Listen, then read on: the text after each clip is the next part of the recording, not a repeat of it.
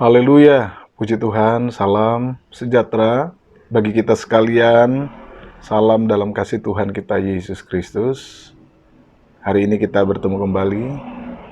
Kita bisa dapat beribadah bersama, dan biarlah kita serahkan seluruh kehidupan kita agar Roh Tuhan, kuasa Allah sendiri menaungi hidup kita, membimbing hidup kita, dan memampukan kita untuk menjadi saksi-saksi Tuhan untuk kemuliaan Tuhan. Mari saudara yang dikasihi oleh Tuhan, sebelum kita mendengarkan firman Tuhan, di dalam rangkaian doa 10 malam ini, kita akan naikkan satu pujian yang berkata, yang terutama di dalam hidup ini. Sebab hanya Tuhan saja yang layak untuk kita muliakan, dan kita menjadi saksi-saksi untuk kemuliaan-Nya.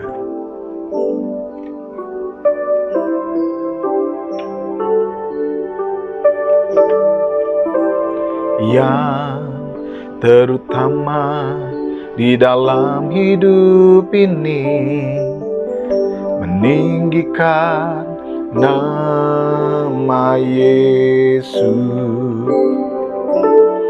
Yang terutama di dalam hidup ini, memuliakan namanya. Haleluya,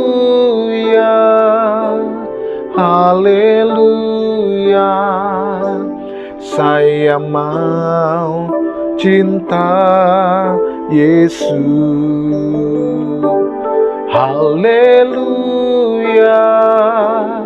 haleluya, saya mau cinta Yesus.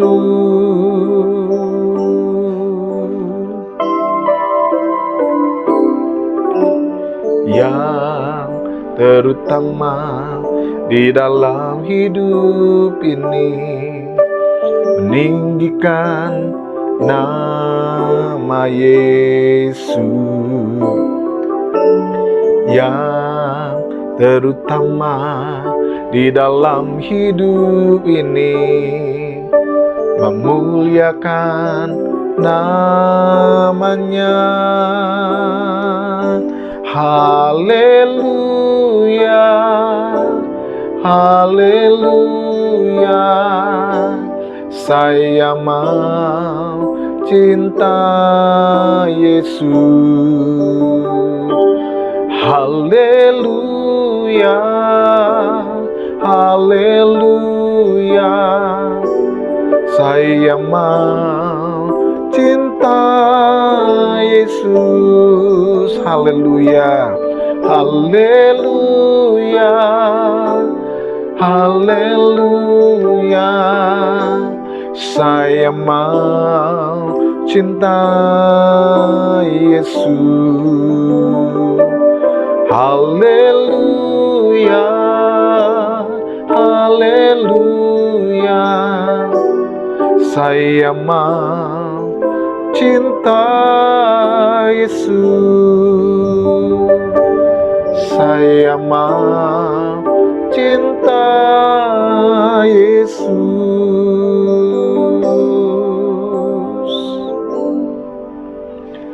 Mari kita bersama-sama bersatu dalam doa. Bapa, kami mengucap syukur karena hari ini Engkau jadikan buat kami. Bersyukur karena Engkau masih memberi kami kekuatan, sukacita, damai sejahtera, pemeliharaan dari Allah. Teruslah Engkau berkarya, teruslah Engkau bekerja, nyatakanlah maksud dan rencana-Mu dalam hidup kami. Buatlah kami mengerti bagaimana kami harus membangun seluruh kehidupan kami sekalian. Engkau kiranya yang menyertai, Engkau kiranya yang membimbing setiap pemberitaan firman-Mu, sehingga kami boleh diberkati, kami boleh diteguhkan, dan kami boleh dikuatkan. Berkati firman-Mu bagi kami sekalian, di dalam nama Tuhan kami, Yesus Kristus. Haleluya. Amin. Haleluya, puji Tuhan. Saudara, mari kita siapkan hati kita untuk mendengar firman Tuhan. Dan pembacaan Alkitab hari ini didasarkan dari pembacaan kitab Kisah Para Rasul 1 ayat yang ke-8. Dan tema firman Tuhan hari ini adalah Roh Kudus, sumber kuasa kesaksian kita. Demikian pembacaan firman Tuhan, Kisah Para Rasul 1 ayat 8. Tetapi kamu akan menerima kuasa kalau Roh Kudus turun ke atas kamu. Dan kamu akan menjadi saksiku di Yerusalem dan di seluruh Yudea dan Samaria dan sampai ke ujung bumi. Puji Tuhan. Bapak, Ibu, dan Saudara yang dikasihi oleh Tuhan Yesus Kristus, hari ini kita akan belajar tentang bagaimana memahami karya Roh Kudus di dalam tugas dan panggilan kesaksian kita sebagai orang percaya. Hal ini menjadi sesuatu yang penting agar kita orang percaya mampu dengan sungguh-sungguh menjalankan panggilan kesaksian itu. Mampu membawa kita untuk tidak bergeser pada posisi yang tidak seharusnya.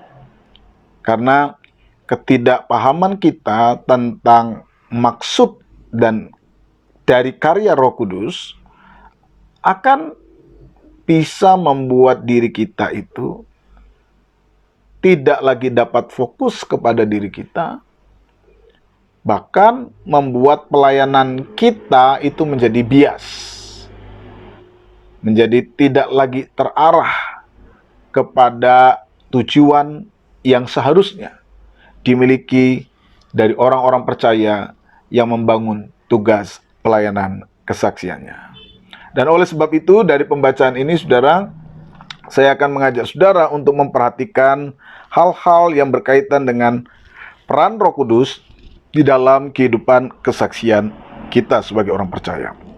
Yang pertama, saudara, Roh Kudus yang diberikan kepada kita itu akan memberikan kepada kita kuasa. Sebagaimana yang disampaikan Kisah Rasul 1 ayat 8. Agar kita dapat bersaksi atau dapat menjadi saksi Kristus. Yesus tadi berkata bahwa tetapi kamu akan menerima kuasa kalau Roh Kudus turun ke atas kamu dan kamu menjadi saksiku. Saudara, kata saksiku itu menunjukkan dengan jelas apa tugas dan peran kita. Menjadi saksiku itu berarti mengajak kita sekalian, orang-orang percaya, untuk mengambil bagian sebagai orang-orang yang membawa diri kita untuk menunjukkan kebenaran Allah yang sesungguhnya. Saudara dan saya adalah saksi. Dan peran utamanya, fokus utamanya adalah Kristus. Jadi sebagai saksi Kristus, maka kita ini bukan pusatnya. Kita ini bukan senternya. Tapi kita adalah orang-orang yang dipanggil bersama-sama untuk dapat menunjukkan siapa Kristus itu. Bagaimana Kristus itu seharusnya. Bagaimana sebenarnya orang harus memahami Kristus. Nah, saudara dan saya dipanggil untuk menjadi saksi-saksi Tuhan. Roh Kudus yang akan memberi kuasa kepada orang percaya, membawa orang-orang percaya menjadi saksi-saksi Tuhan. Nah, saudara, mengapa hal ini penting? Mengapa ini penting untuk kita perhatikan dengan sungguh-sungguh?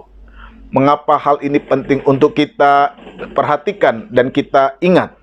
Sebab, saudara, ketika kita tidak betul-betul memahami hal ini, kita tidak betul-betul dan tidak sungguh-sungguh memperhatikan hal ini, sebagaimana tadi saya katakan, ada kemungkinan dan ada kecenderungan kemudian pelayanan kita menjadi bias. Ada kecenderungan untuk kemudian kita menyalahgunakan pemahaman Roh Kudus yang menghadirkan kuasa itu tidak lagi kepada apa yang seharusnya, tetapi berbelok kepada hal-hal yang sifatnya sesuatu yang tidak seharusnya, ya. Bukan lagi kepada apa yang menjadi tempatnya, di mana Yesus menjadi fokus dan kita menjadi saksinya. Apakah ada kemungkinan di mana orang dapat kemudian salah di dalam memahami peran kesaksiannya? Apakah ada kemungkinan di mana pemahaman orang tentang kuasa Roh Kudus dapat menggeser kehidupannya sehingga tidak lagi berfokus kepada tugas panggilan kesaksiannya, tetapi mulai mengarahkan pusat pelayanannya bagi dirinya sendiri? Saudara, di dalam Kisah Para Rasul 8 ayat 18 sampai 23, saudara akan menemukan adanya persoalan ini. Kisah Para Rasul 8 ayat 18 sampai 23 ini menceritakan pengalaman tentang seorang yang bernama Simon. Alkitab mengatakan bahwa Simon ini adalah dulunya penyihir di daerah Samaria, namun oleh pelayanan Filipus, kemudian Simon menjadi orang yang percaya kepada Injil Kerajaan Allah. Dia kemudian juga dibaptis. Tetapi saudara, di dalam narasi Kisah Para Rasul 8, kita menemukan sebuah informasi yang disampaikan Lukas, bahwa Simon ini punya kecenderungan atau sikap yang tidak baik terkait pemahamannya tentang Roh Kudus. Nah, saya akan bacakan Kisah Para Rasul 8 ayat 18 sampai 23. Ketika Simon melihat bahwa pemberian Roh Kudus terjadi oleh karena rasul-rasul itu menumpangkan tangannya, ia menawarkan uang kepada mereka serta berkata, "Berikanlah juga kepadaku kuasa itu, supaya jika aku menumpangkan tanganku di atas seseorang, ia boleh menerima Roh Kudus." Tetapi Petrus berkata kepadanya, "Binasalah kiranya uangmu itu bersama dengan engkau, karena engkau menyangka bahwa engkau dapat membeli karunia Allah dengan uang. Tidak ada bagian atau hakmu dalam perkara ini, sebab hatimu tidak lurus di hadapan Allah. Jadi bertobatlah dari kejahatanmu ini dan berdoalah kepada Tuhan supaya ia mengampuni niat hatimu ini, sebab kulihat bahwa hatimu telah seperti empedu yang pahit dan terjerat dalam kejahatan." Saudara membaca cerita Simon ini, kita menemukan adanya sebuah pemahaman yang keliru tentang kuasa Roh Kudus. Baik tentang bagaimana ia mendapatkan kuasa Roh Kudus itu, maupun maksud dan tujuan mengapa ia ingin memiliki kuasa Roh Kudus itu. Kitab Kisah Para Rasul tadi, sebagaimana yang dikatakan oleh Petrus, menunjukkan di dalam diri Simon ada sebuah niat yang jahat yang melandasi mengapa ia kepengen mendapatkan kuasa Roh Kudus itu. Ia meminta kepada Petrus dengan memberikan uang, "Kalau boleh aku terima kuasa itu, supaya kalau aku tumpangkan tangan, orang juga menerima Roh Kudus." Apa maksud di balik niat Simon ini? Apakah Simon adalah orang yang ingin sungguh-sungguh bersaksi, ingin menyaksikan Kristus lewat pekerjaan Roh Kudus? Nampaknya niat itu tidak seperti yang seharusnya. Niat Simon sangat jahat. Simon hanya ingin menunjukkan siapa dia, bagaimana ia berpengaruh. Karena memang dulunya dikatakan dia adalah orang yang sangat berpengaruh. Rupanya Simon masih belum bisa melepaskan sebuah keinginan untuk membawa hidupnya memiliki pengaruh, sekalipun ia adalah orang yang telah dibaptis di dalam nama Tuhan Yesus. Tetapi Simon masih bergumul dengan sikap-sikap dan keinginan-keinginan untuk dapat dilihat orang. Simon masih terjerat kepada semangat yang hanya ingin menonjolkan dirinya. Sehingga ketika dia melihat rasul-rasul memiliki kuasa, dia juga ingin menerima kuasa. Tapi bukan dalam rangka menjadi saksi, tetapi kuasa itu dipakai untuk menunjukkan kepada orang lain bahwa ia adalah orang hebat. Ia adalah orang yang berpengaruh. Bagi Rasul Petrus, itu adalah sebuah niat yang jahat. Niat yang didasari dengan sikap yang penuh kepahitan dan kejahatan. Saudara, apakah kemudian orang-orang seperti Simon ini tidak ada pada hari-hari ini? Saya kira ada kemungkinan. Banyak orang juga yang memiliki sifat atau sikap seperti Simon. Ya. Ada kecenderungan-kecenderungan yang bisa terjadi di dalam diri orang-orang percaya. Alkitab menunjukkan fakta itu ada. Ya, fakta itu ada. Di mana orang tidak lagi menjadikan Kristus sebagai pusat, center kesaksiannya, tapi dirinya. Ini hal yang sangat mungkin terjadi. Hidup di dalam pengalaman supranatural, memiliki kuasa yang sifatnya supranatural, tentu menjadi harapan banyak orang. Karena dari situ orang akan menjadi terkenal. Orang akan dilihat hebat, orang akan dilihat berkuasa. Dia menjadi orang yang menonjol di kalangannya. Menjadi orang yang sangat diperhitungkan karena dia memiliki kuasa. Nah, hal-hal ini, saudara, dapat membuat orang tergeser dari panggilan pelayanan kesaksiannya. Di sini kita perlu ingat sungguh-sungguh apa yang dikatakan Yesus dalam Kisah Para Rasul 1 ayat 8. Tetapi kamu akan menerima kuasa kalau Roh Kudus turun ke atas kamu, dan kamu akan menjadi saksiku. Saya ingin menggarisbawahi hal ini. Kita perlu sadar, kita ini adalah saksi. Yesus Kristuslah pusatnya. Yesus Kristuslah senternya. Kita ini adalah saksi. Bapak, Ibu, dan Saudara, kita semua orang-orang yang dipercayakan Tuhan untuk menerima Roh Kudus adalah saksi. Mari kita tanamkan dalam diri kita. Ingatkan terus diri kita dalam seluruh tugas, entah itu pelayanan ataupun apapun yang kita kerjakan dalam rangka pelayanan kehidupan kita. Ingatkan pada diri kita bahwa aku adalah saksi. Aku bukan center, aku bukan pusat. Kristuslah pusat, aku adalah saksi. Sehebat apapun bentuk yang Tuhan izinkan untuk kita nikmati, untuk kita lakukan dengan kuasanya, kita adalah saksi. Apapun bentuk pelayanan, kuasa yang Tuhan berikan kepada kita, kita adalah saksi-saksi Kristus. Saudara, ini hal penting yang saya ingin sampaikan kepada kita hari ini. Kita perlu ingat bahwa kita adalah saksi-saksi Kristus. Jangan biaskan hal ini. Dan jangan sampai kita bergeser dari pemahaman ini. Karena ketika kita menggeser dan kita tergeser dari pemahaman ini, kita sudah mencuri kemuliaan Tuhan. Kita sudah tidak lagi menjadi saksi Kristus. Kita seperti Simon, orang yang memiliki niat jahat, yang hanya ingin mengumpulkan kemuliaan itu bagi diri kita sendiri. Kita perlu sadar kalau Roh Kudus memenuhi diri kita hari ini, karena Tuhan ingin kita menjadi saksinya.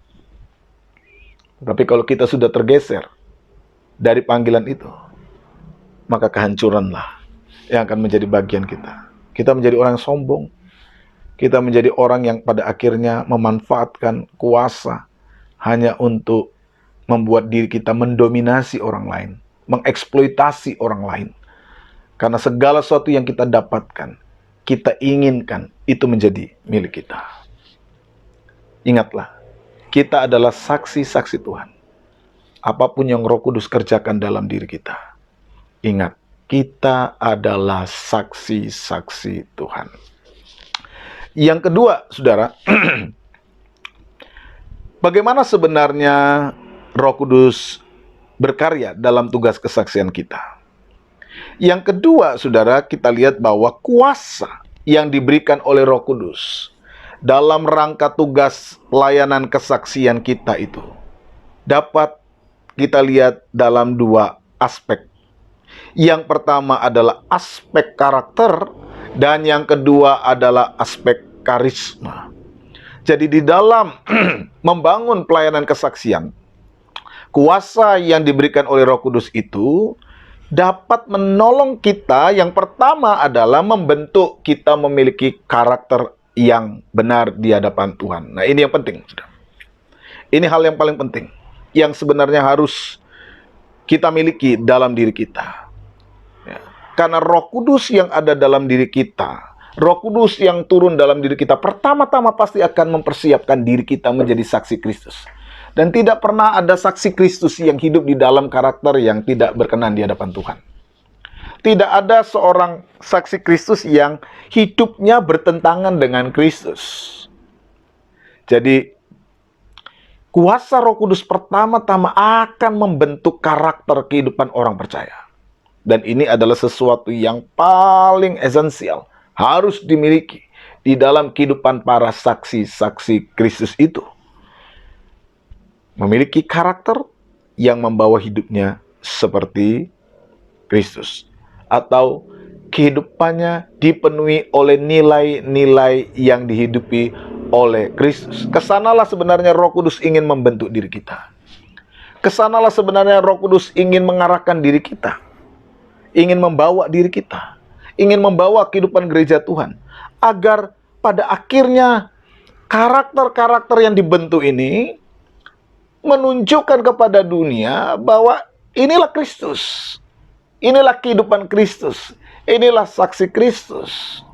Rasul Paulus katakan di dalam bagian ayat yang lain, kamu, orang-orang percaya, adalah suratan-suratan Kristus yang terbuka, yang dapat dibaca dan dilihat orang. Menjadi saksi Kristus berarti kita ini sedang ingin menampilkan Kristus. Menjadi saksi Kristus berarti kita ini sedang ingin menunjukkan siapa Kristus kepada dunia. Bagaimana kemudian kita dapat menunjukkan siapa Kristus? Kalau kemudian karakter kita tidak seperti karakter Kristus. Kita tidak menjadi saksi, malah menjadi batu sandungan yang membuat orang tidak dapat melihat Kristus. Sebagaimana Kristus menjadi saksi bagi Bapa, maka setiap orang yang mengenal Kristus, dia mengenal Bapa. Demikian juga setiap orang yang mengenal saksi-saksinya Kristus akan mengenal Kristus. Dan siapa saksinya? Saudara dan saya yang dipanggil untuk menjadi saksinya Kristus. Dan dalam rangka inilah Roh Kudus mencurahkan kuasanya pertama-tama untuk membentuk karakter kita. Alkitab di dalam kitab Kisah Para Rasul ini menunjukkan bahwa umat Tuhan, gereja perdana yang hidup di dalam pimpinan Roh Kudus menghasilkan sebuah karakter yang luar biasa. Baik di dalam kitab Kisah Para Rasul 2 maupun di dalam kitab Kisah Para Rasul 4, saudara akan melihat cara hidup gereja perdana, cara hidup jemaat perdana yang mampu menampilkan kasih Kristus di tengah-tengah konteks kehidupan masyarakat yang pada waktu itu dipenuhi dengan kemiskinan, dipenuhi dengan keadaan yang parah, kehidupan sosial yang parah. Sistem kerajaan Romawi yang pada waktu itu cenderung membuat orang-orang di bawah, orang-orang akar rumput mengalami banyak kemiskinan. Sebab pada waktu itu ya aspek-aspek ekonomi, ya, sumber-sumber ekonomi hanya dikuasai 5-10% orang yang disebut kelompok elit. Sementara yang 90% di bawah adalah orang-orang yang ada di bawah garis kemiskinan pada waktu itu. Dan apa yang dilakukan gereja Tuhan? Apa yang dilakukan oleh jemaat perdana yang dibentuk, dikuasai oleh Roh Kudus? Mereka mampu menjadi saksi Kristus. Mereka mengembangkan semangat solidaritas Kristus itu. Mereka menjadikan diri mereka menjadi rumah bagi mereka yang termarginal. Mereka menjadi sebuah komunitas yang mampu menghadirkan nilai-nilai kerajaan Allah, nilai-nilai kasih Allah. Mereka membagikan apa yang menjadi milik mereka. Apa yang menjadi milik mereka menjadi milik bersama. Setiap orang dapat merasakan apa artinya menjadi umat yang dikasihi oleh Tuhan. Karena ada orang-orang yang siap dibentuk karakternya oleh Roh Kudus. Sehingga di dalam Kisah pasal 2 maupun Kisah pasal 4, Lukas menunjukkan kehidupan gereja perdana yang dipimpin oleh Roh Kudus. Mereka mampu menghasilkan kehidupan, kualitas kehidupan yang mampu menjadi berkat bagi banyak orang. Dan di dalam Kisah pasal 2 itu dikatakan bahwa tiap-tiap hari Tuhan menambahkan kepada bilangan mereka jumlah orang-orang yang diselamatkan. Ada sebuah daya tarik, ada sebuah kualitas kehidupan yang luar biasa di dalam diri mereka pada waktu itu. Dan contoh ini disampaikan oleh Lukas kepada para pembacanya, agar para pembacanya juga sadar, inilah artinya menjadi komunitas yang dipimpin, dikuasai oleh Roh Kudus. Jadi yang pertama, saudara, pada bagian kedua ini, kuasa Roh Kudus akan membentuk karakter kehidupan seseorang. Dan ini ya yang sangat esensial, harus dimiliki kehidupan orang-orang percaya. Yang kedua, saudara, kuasa Roh Kudus juga memberikan kemampuan untuk menghadirkan karisma, karunia-karunia. Kuasa Roh Kudus mampu menghadirkan mujizat, tanda-tanda supranatural kepada umat Tuhan, kepada anak-anak Tuhan, untuk meneguhkan kehadiran dan kebenarannya. Jadi selain membentuk kehidupan umat Tuhan yang memiliki karakter Kristus, Roh Kudus juga mampu menghadirkan karisma. Nah, yang kedua ini, saudara, tentu ada dalam wilayah otoritas Tuhan. Karena itu adalah sebuah karunia, maka hal itu sangat bergantung kepada Tuhan. Ya. Kalau yang pertama itu sangat bergantung kepada bagaimana cara kita menerima pekerjaan Roh Kudus yang membentuk karakter kita. Yang kedua, nah, yang kedua, yang karisma ini sangat bergantung kepada Tuhan. Tapi bisa nggak Tuhan memberikan kepada kita? Bisa. Dan Tuhan memberikan kepada tiap-tiap orang sesuai dengan karunia-Nya masing-masing. Tuhan dapat memberikannya pada waktunya. Ketika Tuhan tahu bahwa Dia harus memberikan karunia ini, Dia akan mengerjakannya.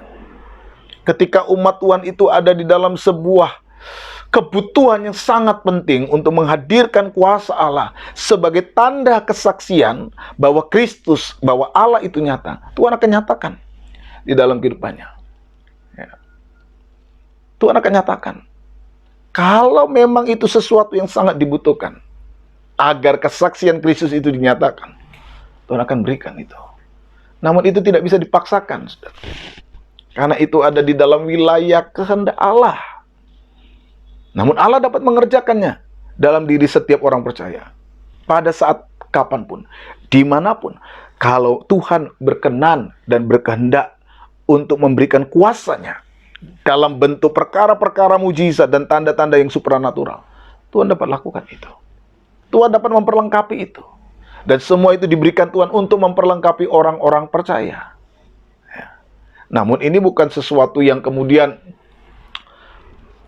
menjadi sebuah hal yang ada dalam wilayah manusia.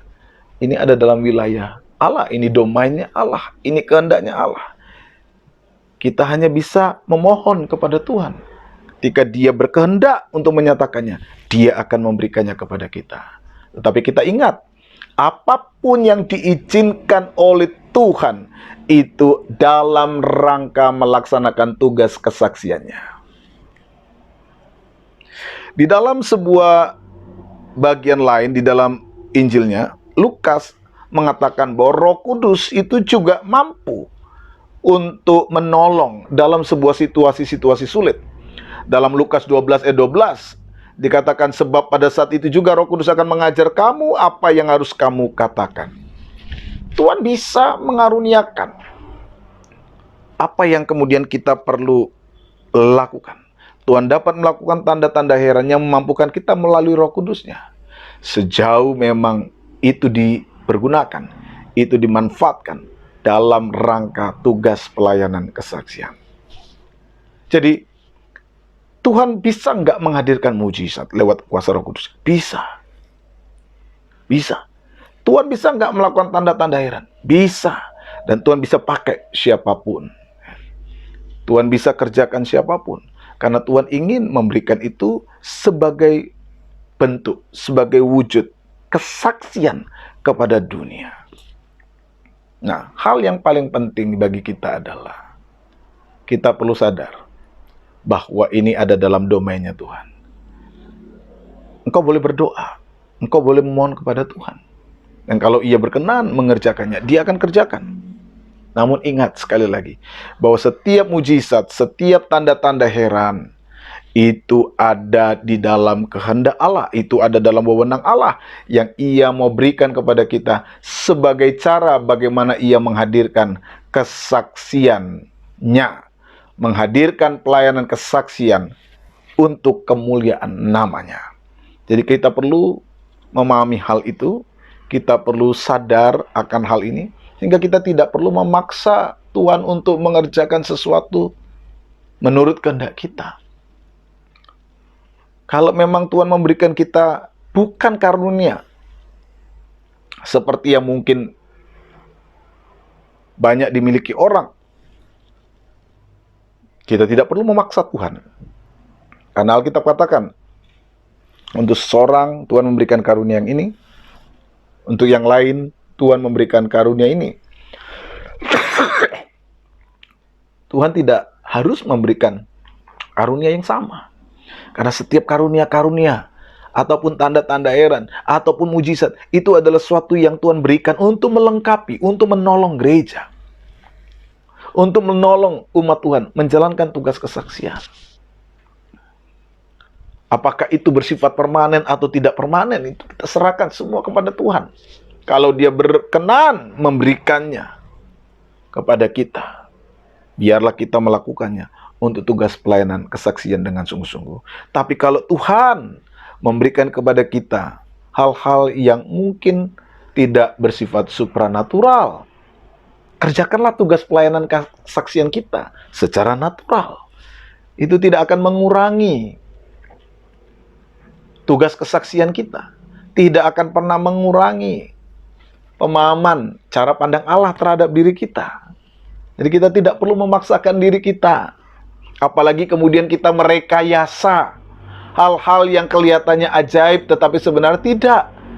Hal-hal yang kelihatannya supranatural namun sebenarnya tidak. Hanya karena kita ingin agar orang melihat kita adalah orang-orang yang penuh kuasa. Saudara sudah memiliki hati seperti Simon. Kalau kita merekayasa pelayanan-pelayanan kita supaya terlihat hebat, supaya terlihat luar biasa. Manusia bisa kita bohongi, tapi Tuhan tidak bisa kita bohongi. Kita akan bertanggung jawab suatu saat di hadapan Tuhan. Jadilah dirimu sendiri, sesuai dengan apa yang Tuhan berikan kepada saudara. Engkau tetap menjadi saksinya, dengan cara apapun, kalau engkau mampu memaksimalkan apa yang Tuhan berikan kepada dirimu. Jadi, seperti apakah bentuk kuasa Roh Kudus itu diberikan kepada kita? Dia dapat memberikannya dalam bentuk kuasa untuk menghadirkan karakter. Namun dia juga dapat memberikan kepada kita karisma, mujizat, tanda-tanda heran, sesuai dengan kehendaknya. Nah, yang ketiga, saudara. Bagaimanakah kemudian kehidupan kesaksian di dalam pimpinan Roh Kudus ini bisa menjadi bagian kita? Yang pertama, mintalah kepada Tuhan agar Dia memberikan Roh Kudus-Nya kepada kita. Mintalah agar Roh Kudus-Nya menguasai diri kita. Mintalah agar Roh Kudus-Nya dikerjakan bagi kita. Sebab Lukas 11 ayat 13 katakan, jadi jika kamu yang jahat tahu memberi pemberian yang baik kepada anak-anakmu, apalagi Bapamu yang di sorga, Ia akan memberikan Roh Kudus kepada mereka yang meminta kepadanya. Mintalah Roh Kudus. Tuhan akan senang memberikan Roh Kudus kepada kita, karena Ia ingin memperlengkapi kita. Tuhan senang kalau kita ingin dikuasai oleh Roh Kudus. Tuhan senang kalau kita dibimbing oleh Roh Kudus. Tetapi ketika kita minta kepada Tuhan, kita minta Roh Kudus kepada Tuhan, kita perlu tahu mengapa kita meminta kepadanya. Dan kita harus konsekuen. Kalau kita minta Roh Kudus, maka kita juga harus mau dibentuk oleh Roh Kudus. Jangan meminta Roh Kudus supaya hanya engkau bisa memiliki kuasa yang hebat, melakukan mujizat, melakukan supranatural. Bukan itu yang utama, saudara. Mintalah Roh Kudus untuk menguasai hidupmu, membentuk hidupmu, membangun karakter Kristus, agar engkau bisa menjadi saksi Kristus. Karunia itu bonus yang Tuhan mau berikan kepada kita. Kalau dia mau berikan, kalau dia mau kerjakan. Tapi kalau tahu dia izinkan kita bekerja secara natural, kerjakanlah itu dengan penuh sukacita. Engkau juga saksi Kristus. Tapi jika memang dipandang Tuhan penting untuk mujizat itu dinyatakan, Tuhan bisa pakai engkau kapan saja, di mana saja, untuk menyatakan kehebatan kuasanya. Asal kita mengarahkan hati kita untuk hidup di dalam kesaksian Kristus. Jadi yang pertama, mintalah. Bagaimana kehidupan kesaksian dalam pimpinan Roh Kudus dapat menjadi bagian kita? Mintalah. Namun yang kedua adalah siapkan hati yang sungguh-sungguh untuk hidup di dalam pertobatan dan pengampunan. Hidup yang sungguh-sungguh mau diubah. Hidup yang sungguh-sungguh mau bertobat. Dalam Kisah Para Rasul 2 ayat 38-39, Rasul Petrus mengatakan bahwa bertobatlah dan hendaklah kamu masing-masing memberi dirimu dibaptis dalam nama Yesus Kristus untuk pengampunan dosamu. Maka kamu akan menerima karunia Roh Kudus. Hal apakah yang akan membuat kita menerima karunia Roh Kudus? Kalau kita siap mau dibentuk, kalau kita siap mau bertobat, kalau kita siap mau hidup di dalam kehendak Tuhan, kalau kita siap mau dibentuk oleh Tuhan. Tuhan senang Roh Kudusnya dicurahkan kepada kita. Tapi Tuhan juga ingin membuat kita memahami apa fungsi dari kehadiran Roh Kudus itu. Roh Kudus yang menyelamat, yang membawa kita kepada penerimaan Kristus, firman Kristus. Roh Kudus itu juga yang akan membentuk saudara menjalankan tugas kesaksian. Jadi, bagaimana kita bisa memiliki kuasa untuk dapat bersaksi, baik melalui karakter maupun melalui pelayanan karisma, sejauh yang Tuhan izinkan. Mintalah Roh Kudus untuk menguasai hidupmu. Mintalah Roh Kudus untuk membimbing hidupmu. Mintalah Roh Kudus untuk menuntun hidupmu. Engkau akan melihat kuasanya dinyatakan oleh Tuhan. Hari-hari ini saudara, kita butuh. Dan saya yakin, kalau kita mau sungguh-sungguh hidup di dalam Tuhan, saudara akan dimampukan oleh Roh Kudus untuk menjalankan seluruh panggilan tugas pelayananmu, untuk menjalankan seluruh tugas kesaksianmu. Dalam dunia apapun, dalam dunia pekerjaan, dalam dunia rumah tangga, dalam dunia kehidupanmu sehari-hari. Kita tidak bisa berjalan tanpa Roh Kudus. Kita tidak bisa hidup tanpa Roh Kudus. Mohon kepada Tuhan, Roh Kudusnya terus dicurahkan kepada kita. Sama seperti rasul-rasul. Setiap kali mereka ada di dalam hal-hal yang membutuhkan, mereka mohon Roh Kudus dinyatakan. Dan ketika Roh Kudus berkuasa atas mereka, membimbing dan menuntun mereka, mereka dapat melaksanakan apa yang seharusnya mereka kerjakan. Mereka dapat bersaksi. Mereka dapat menyampaikan apa yang Tuhan inginkan. Mereka melihat mujizat dan kuasa Allah dinyatakan atas hidup mereka. Terus mohon, minta agar Roh Kudus itu menguasai hidup saudara.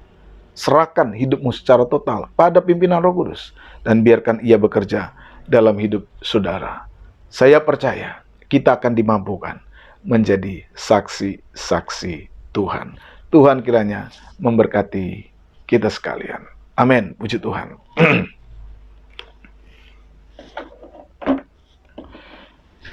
Mari kita naikkan pujian tadi, saudara.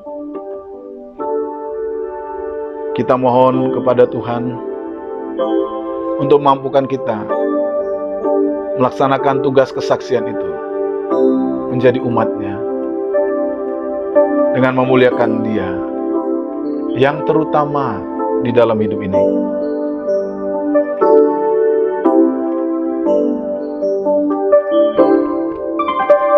Yang terutama di dalam hidup ini, ninggikan nama Yesus.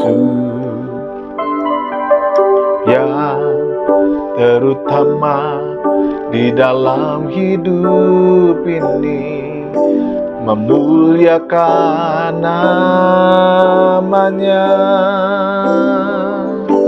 Haleluya,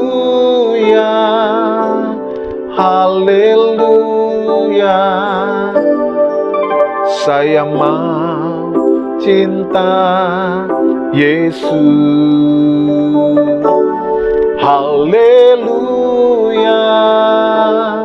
haleluya, saya mau cinta Yesus. Yang terutama di dalam hidup ini, meninggikan nama Yesus. Yang terutama di dalam hidup ini, memuliakan namanya. Haleluya, haleluya, saya mau cinta Yesus. Haleluya, haleluya, saya mau cinta Yesus. Saya mau cinta Yesus. Saya mau cinta Yesus.